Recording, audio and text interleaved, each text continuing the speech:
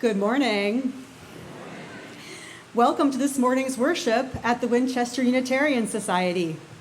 My name is Liz Lintz, and I am serving as your worship associate today. Sometimes we arrive here with our attention divided, part of us still occupied by what has already happened, and part already thinking about what will come next. In this morning's service, Jean will invite us to return to the life that is now, the breath moving through us, the world around us, and the presence of one another. As always, today, we come together not because we all think alike, but because we believe there is wisdom to be found in listening deeply, questioning openly, and learning from one another. We gather in the spirit of open inquiry and radical inclusion. We welcome all people, regardless of age, ability, religious, socioeconomic or cultural background, race, immigration status, sexual orientation, or gender identity. Whether you are with us in person or joining via live stream, we greet you with open hearts and gratitude for the gifts you bring. I have one brief note about the musical meditation that will happen later in the service. Following the reading, we will move directly into the hymn number 1009, Meditation on Breathing. For those of you who've sung it before, you may remember that the hymn has three parts: a drone, a melody, and a descant, which can be layered together as we collectively choose. Sarah Milton and I will bring the voices in one at a time. So we'll first start with the drone, and then we'll bring in the melody, and then the descant. And we'll sing it for a little bit, and then we'll peel it away, and just end with the drone, if all goes well. And if we don't follow that script, it will still be great, because there's no wrong way to sing this. So I just invite you to sing whatever parts you feel comfortable singing. I now invite those of us gathered in the sanctuary to greet our live stream participants by turning and waving at the camera in the front right side of the sanctuary. For those in the sanctuary, let us now take a moment to greet one another.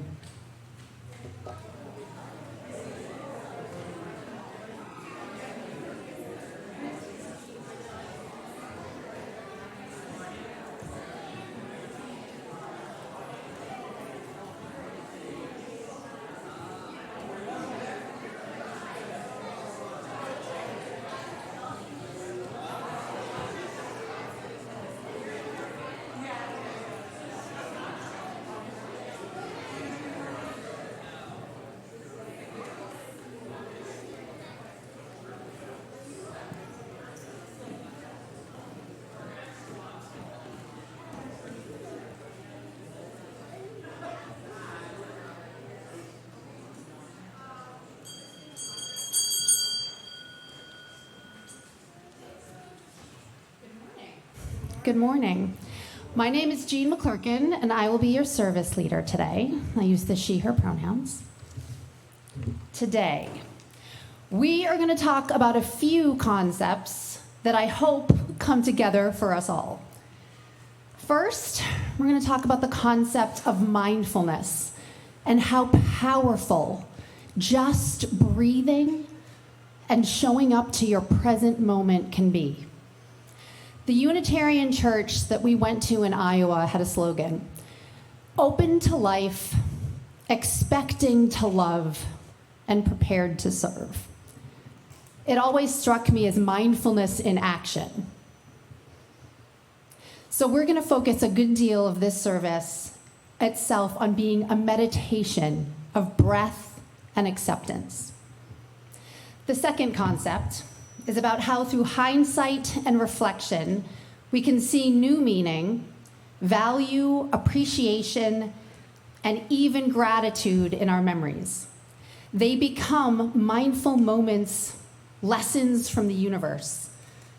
The key concept connecting these ideas is that if we allow ourselves to be fully present to our experiences in the moment, no matter how unpleasant they may be, we are also allowing our future selves to have the opportunity of the memory, the gift of the lesson, I invite you all here in the sanctuary and listening online to rest your bodies, calm your minds, open your hearts, and know that you are safe and cared for during this hour. And most importantly, just breathe.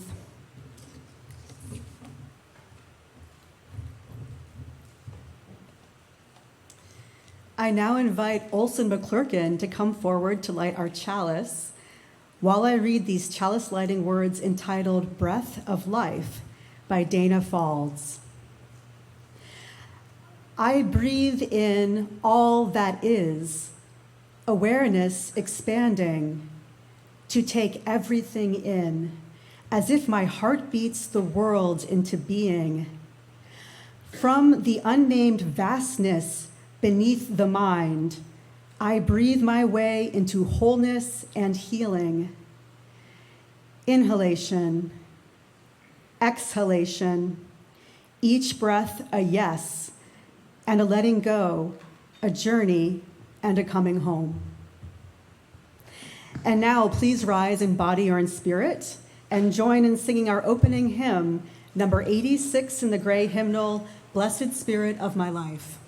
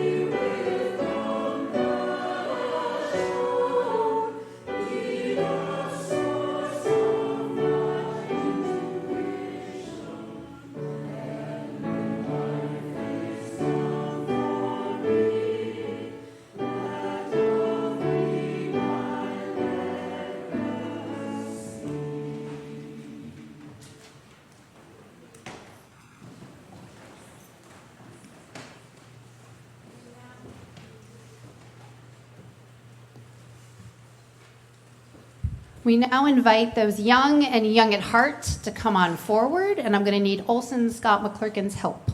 If we can lower this, there it's perfect, it's already being lowered. All right. This is a story. Nope. Love you, Otto. That's okay. We're going to keep all the kids down there and just one up here.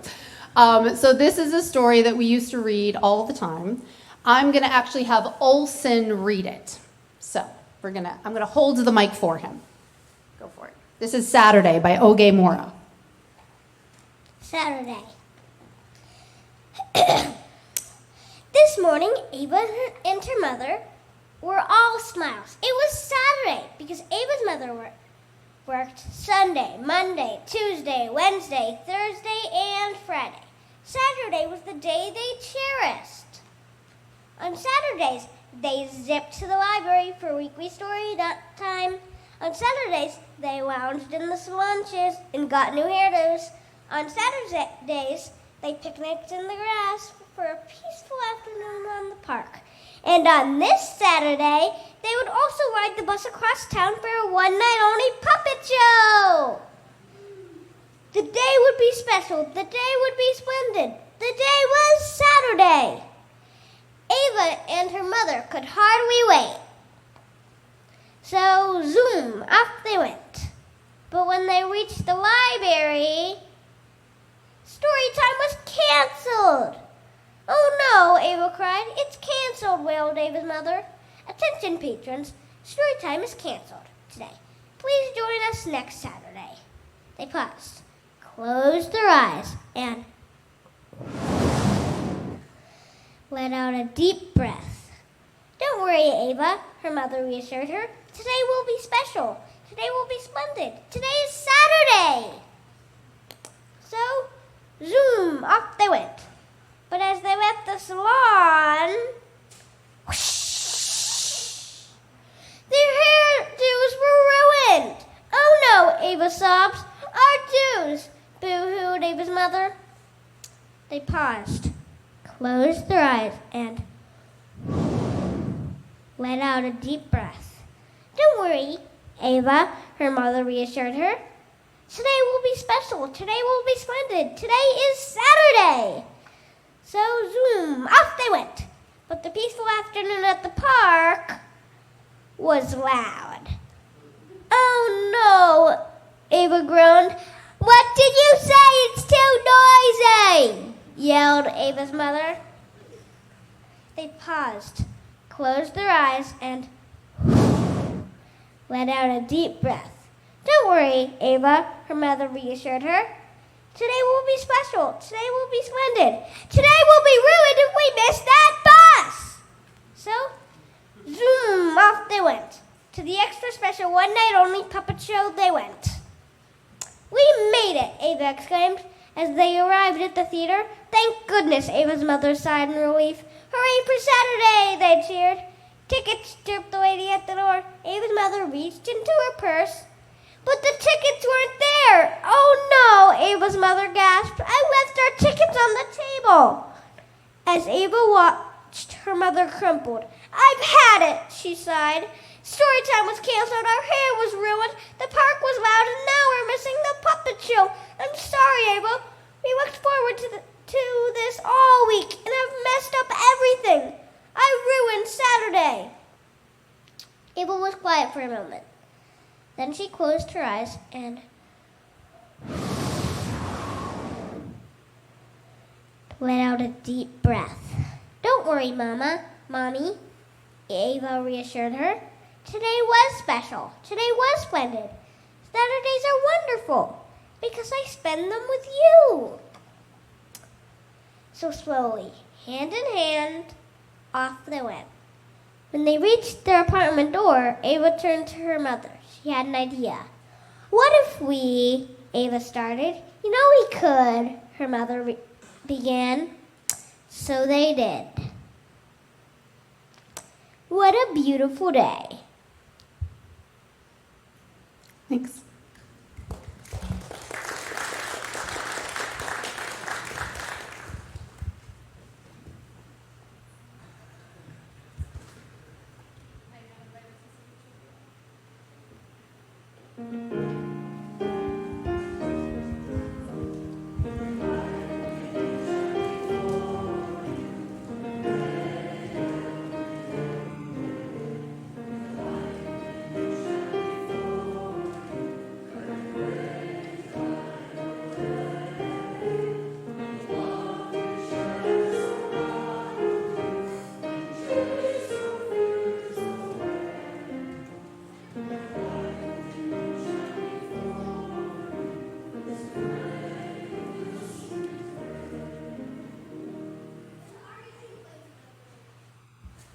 We've now come to the time in our service for joys and concerns.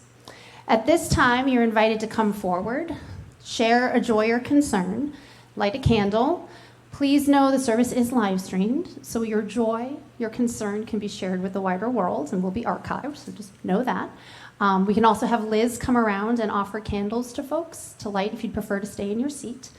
But I do want to offer for folks to come up and share.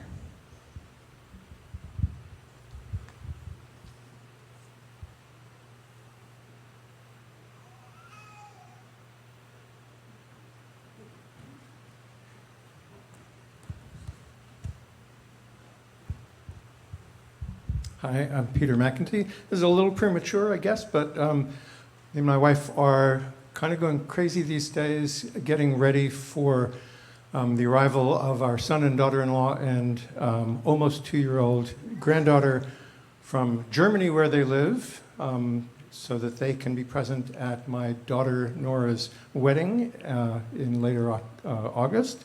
And it's all very exciting, and we're very happy. So.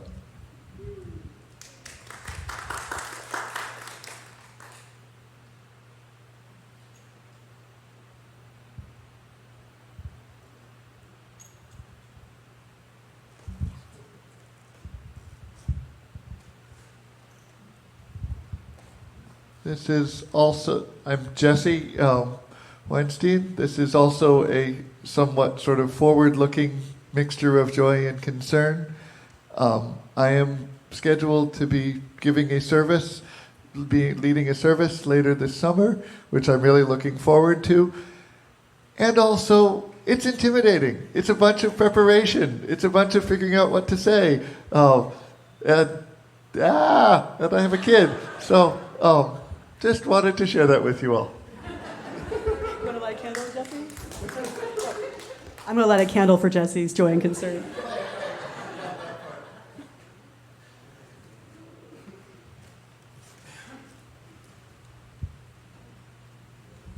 Hi, I'm Milo Ippolito.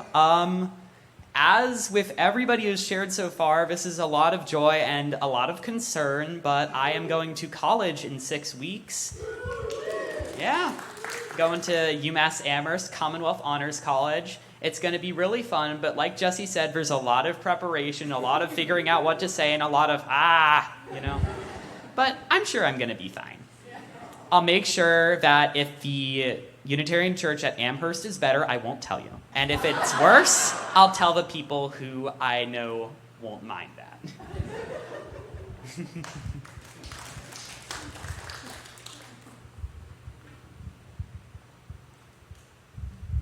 I'll continue with the forward-thinking thing. First off, we have family here today. That's a very joyful experience. But second off, we have plans to go to the UK towards the end of August, and this will be my first time leaving this continent. So very excited for that. But it is a lot of planning. Maybe not as much planning as college, but there is a lot of planning involved, but we're very excited.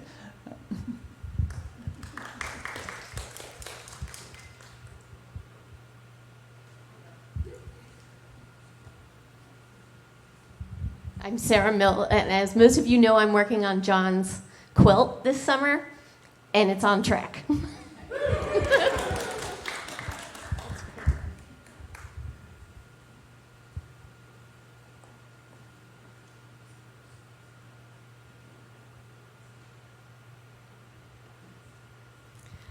So I'm going to just share one joy, and then I'm also going to light one more candle for the joys and concerns that remain unspoken.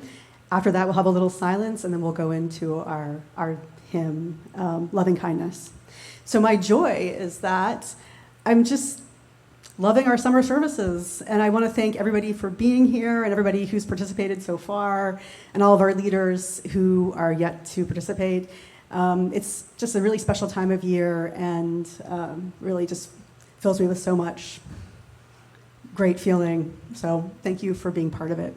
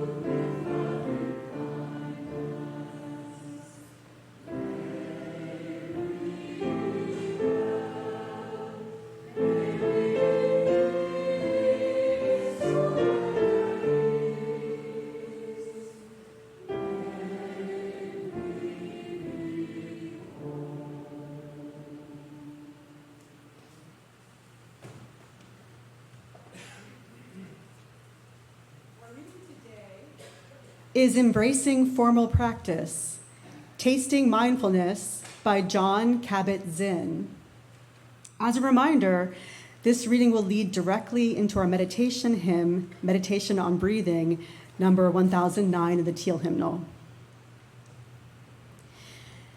Have you ever had the experience of stopping so completely, of being in your body so completely, of being in your life so completely, that what you knew and what you didn't know, that what had been and what was yet to come, and the way things are right now, no longer held even the slightest hint of anxiety or discord?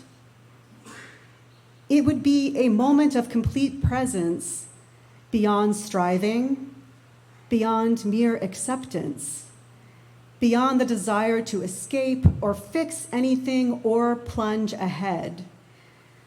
A moment of pure seeing, pure feeling, a moment in which life simply is. And that isness grabs you by all your senses, all your memories, by your very genes, by your loves, and welcomes you home.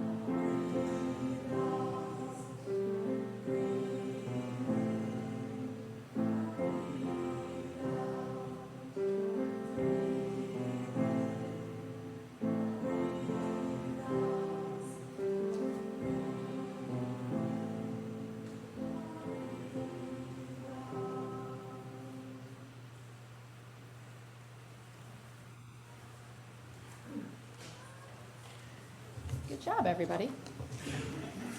Those are hard, and we didn't practice it beforehand, so good job. Just breathe, right? When I can find calm, love, and inner peace, I have no judgment, no matter the moment I am living through, just awareness. Then I am living mindfully. Imagine it for a moment if you can. Not feeling like you're fighting for another version of this moment, but being confident that you've done what you can, and now you can just breathe, take a moment, rest, rebuild the courage to act again. I mean, if only it were that simple, right? Mental health would be fixed. I'd never have to work again. It'd all be great. See, we all know it's not that simple. And this service today is not meant to be a magic wand of just breathe and all your problems will be solved. Rather, it's a focus on some actual evidence-based practices for mindfulness to help us stay grounded, to be in the presence, to have balance, acceptance, and perspective in our lives, to greet ourselves with empathy, compassion, and no judgment. Mindfulness as a secular modality was introduced as a therapy tool. It's existed since about the 1970s. It was started by folks like John Kabat-Zinn, who wrote our reading and our opening centering thought that's in the order of service. So please Google him if you want more information. I trust you to do that. You're a very, very good Googling audience. But the practice has deep roots in other spiritual traditions from across the ages and across the globe. Things like shamanism, prayer, meditation. These are concepts that have existed long before, where people and cultures have found real value. It's also a proven science that practicing mindfulness helps us regulate our brains and our body chemistry, changing the wiring of our neural networks. Again, Google it if you're curious. I have seen the dangers, as I'm sure many of you have, of being pulled into thought spirals about potential futures, being crippled by anxiety. It can feel absolutely certain that the worst case outcome is predetermined. It's ordained from God. It's coming. I know it. However, you don't have a crystal ball. You don't actually know. I have also seen the dangers of people caught in if-only ruminations about the past, where single events of perceived wrongs, injustices, or personal missed opportunities are outsized in our minds to the point where they can eclipse other memories, consuming us with guilt, regret, or shame. Both of these traps are dangerous because they pull us out of our present moments. They cause us to miss things happening right here and now, which, and that may be what we think we need, right? To not be in the present moment because the present moment is uncomfortable, so I don't want to be here. Get me out. But that will inherently cause us to miss other things happening at the same time. I believe practicing mindfulness can help challenge that pull that we often feel in either direction, and instead keep ourselves grounded. So we build new memories and perspectives, thus helping us fight against the traps of the pull.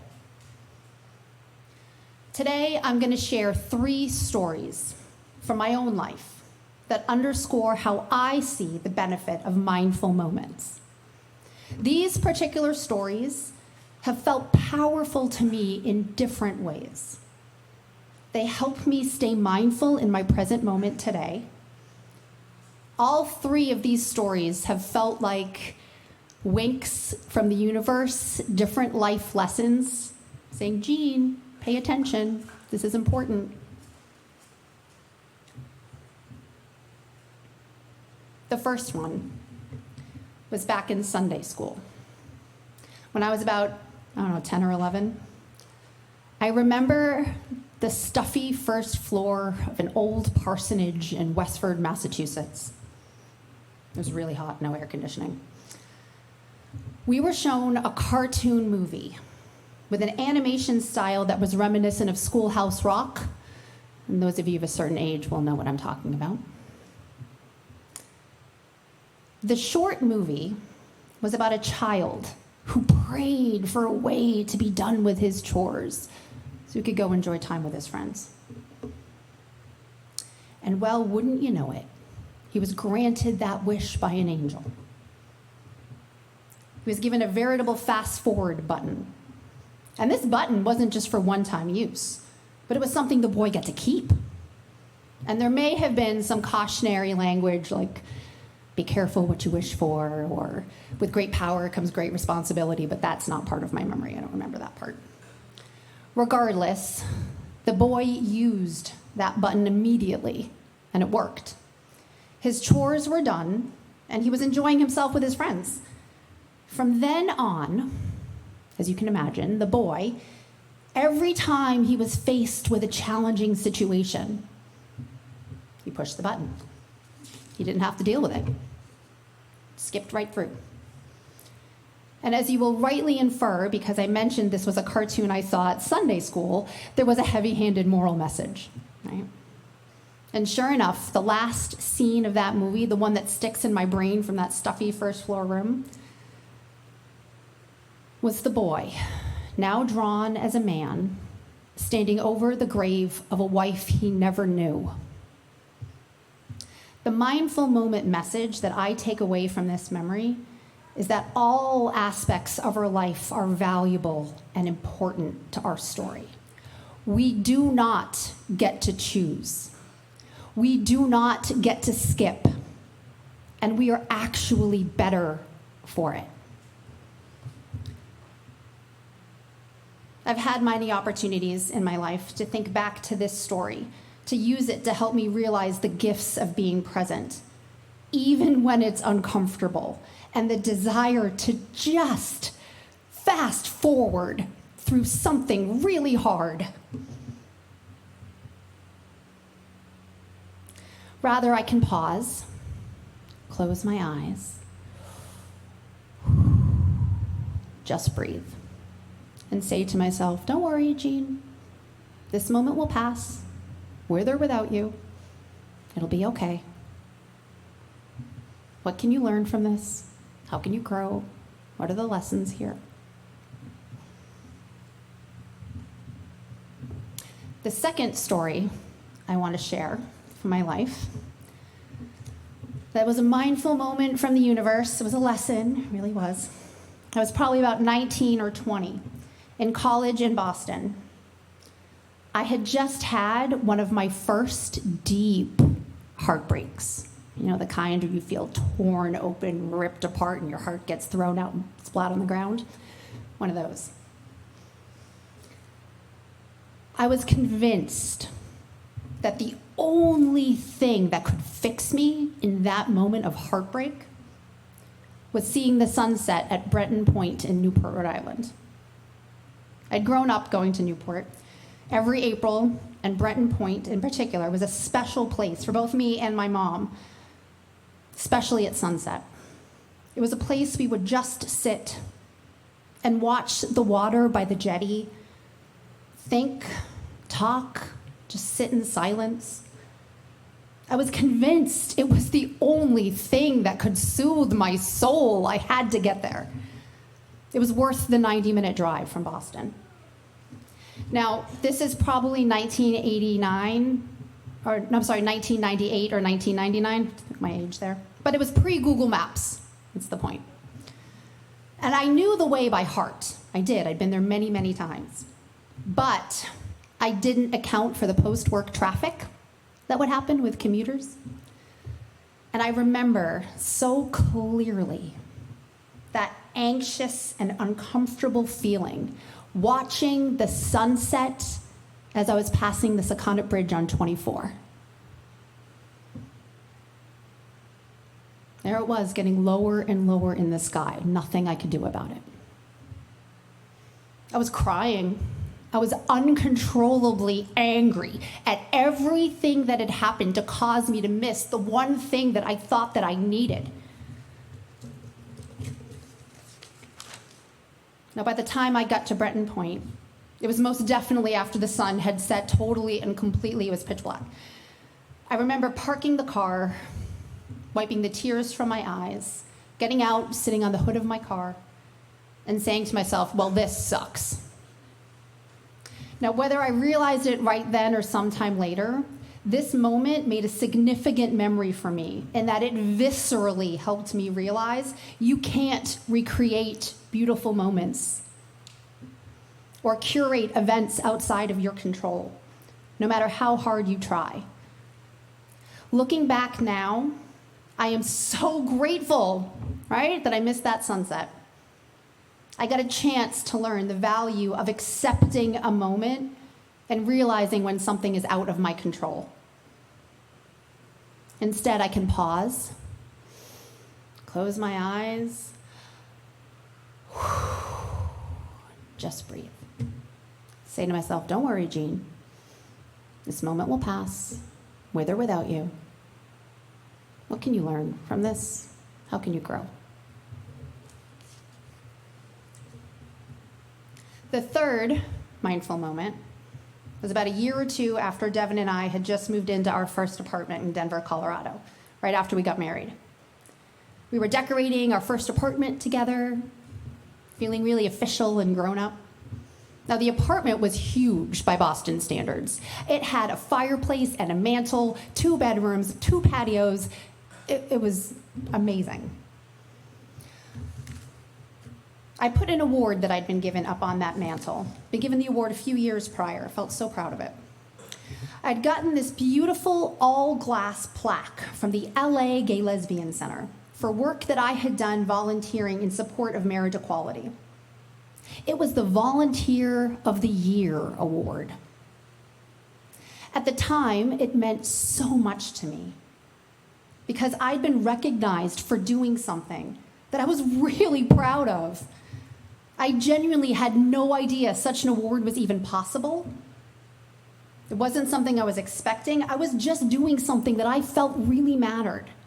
And out of all the volunteers of this huge gay lesbian center in Los Angeles, California, I was being recognized as the one volunteer of the year. It's fabulous. The award served as visual representation and validation that I had been recognized for something important, that I had mattered to people, that my actions had made a difference. Well, one day, I don't even remember what happened, the award fell off the mantle and shattered into a million pieces, so tiny, it was all glass. It was gone, just like that. Now, I'm sure I was sad and upset and angry. I remember Devin being sad for me. And I'm not sure how long after it took, but the thing I remember most about that moment now is feeling forced into a recognition that the things we are proud of don't vanish just because the things that materially represented them are gone. My volunteering didn't not happen. I wasn't retroactively unrecognized because the award broke. My efforts still mattered, with or without the plaque. Instead of being angry or resentful, I can pause, close my eyes, let out a deep breath. Don't worry, Jean. This moment will pass, with or without you. What can you learn from this? How can you grow? I am sure you all have similar stories of impactful moments that have stayed with you when you look back and see the lessons that they are offering. So I encourage you to continue to engage mindfully with your present and breathe through discomfort. As was sometimes attributed to Dr. Seuss, the quote goes, "Sometimes you will never know the value of a moment until it becomes a memory." In closing, remember that life's moments, whether messy, painful, joyful, they all matter. They deserve our full presence. We cannot rush them. We cannot recreate them. We cannot hold on to them forever. Because moments are fragile and they are unpredictable. We must experience each one fully, from deep heartache to pure joy. We rarely know the power of a moment until we look back on it. So be fully present today so your future self has the opportunity of the memory tomorrow. Remember that you can always pause, close your eyes,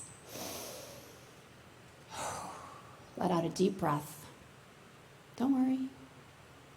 The moment will pass with or without you. What can you learn from this? How can you grow? Thank you.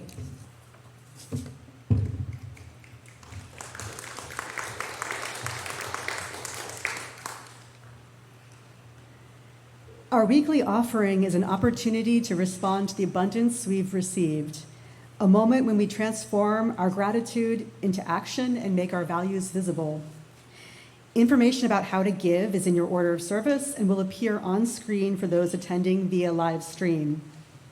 For the offertory, we will do something a little different today, which is that the congregation will sing together the Lennon-McCartney song, Let It Be. The words are printed in your order of service. Please remain seated for this. The offering will now be generously given and gratefully received.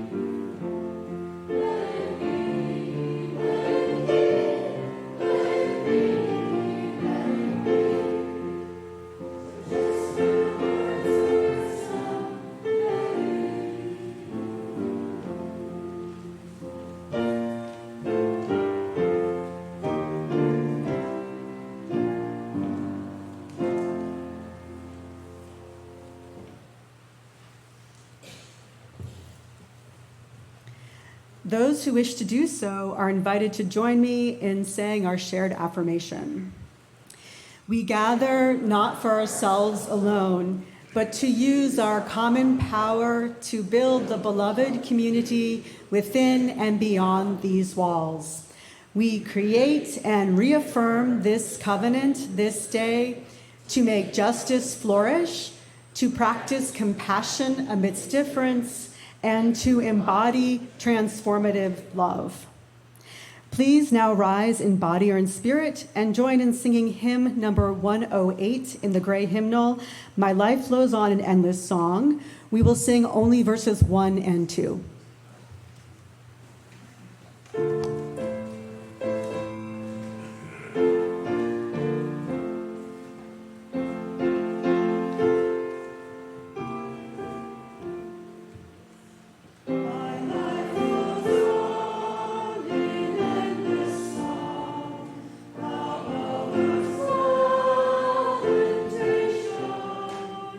I hear the real, the far